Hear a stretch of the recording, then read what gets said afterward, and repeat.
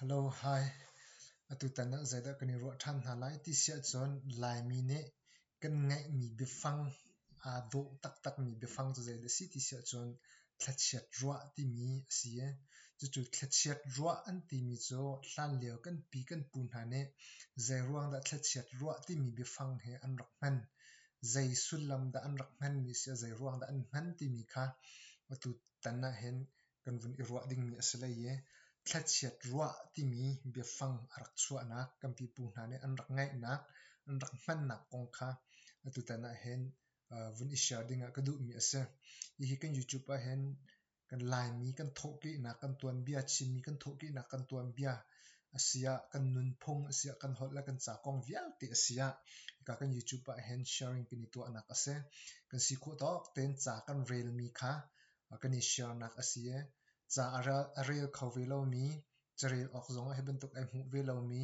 kan line Nunphung kan Tuanbia a warve ko nain kan hot kan cha warve ko nain rel ok zonga ai mu velo mi arel khawlo mi cha rel chan zong ngai lo mi cha tin he ka zona hen YouTube pa video clip te kan rak thla langmang nak kha se asia chon kan YouTube kho war phun asia chon subscribe rak to veti kha apakhat na bika som kan du kan program kan thok chol na lai e Thlachiatruah timi bifang he zai ruang ada arat kan ti asia chon hlan leo kan pi kan pu hna ne hen tlompal te Tuanbia kan kir asia chon lai khua timi la mithi khua timi an ngai I lai khua timi ne zaida saduh kan ti sia chon anong mi hna valai hi valai ye anong ri mi hna nak hi lai khua an ti ye chon mithi khua timi chu a thi chang mi hna kha an khua an ngai ve chu mun khat te an ti kha an pom mi asi cha lai khua mithi khua ti khan lai khua timi be phang zong kha chu chun ai thoknak ase I chim du mi chu hi lai khua anong mi hna kan nak valai hi zongzal kan nak kan lan nak ding hun valai aselo ti kha fiang ten hlan leo kan pi kan pu hna ne khan an thei ve mi ase an ruah ve mi an zum ve mi ase I chan toi te chung long kan nak asie hi valai hi chu kan I hlan mi asi ti kha an ruah mi ase ve mithi khua tu khi kan lan nak hun chu asi tia an rak zum mi ase I Cucaah chon phong thlok ban tuk zong an ngai mi bia chu zaida kan ti sia chon hlan wal valai kawang a tia phong thlok ban tuk an rak ngai mi hlan wal valai kawanga tia an rak ti du nak cho hi valai hi amun mi aselawe I hlan mi ban tuk asi kawe chu ban tuk te na chon te ban tuk khan an rak han du nak ase I chu bia chu an rak ngai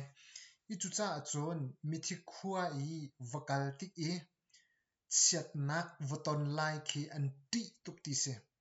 I chu an ti tuk cha nun leo cha ne thil tha tuah le thil thalo tuah I sum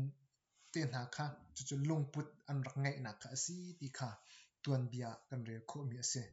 I chim du mi chu Thlachiatruah kan ti mi bifang arat nak cho an thi hnuah khan an tharau kha chiat awatong sual lai ti kha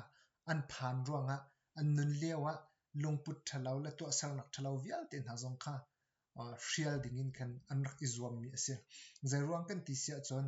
kan tharau kha kan thi hnuah chiat atong sual lai ti kha an phan ruanga an nun lewa khan ani sum Cucaah chon Thlachiatruah timi bifang kha achua nak asi ti kha Tuanbia kan rel tika kan mu kho mi ase Cucaah chon Thlachiatruah kan ti mi chu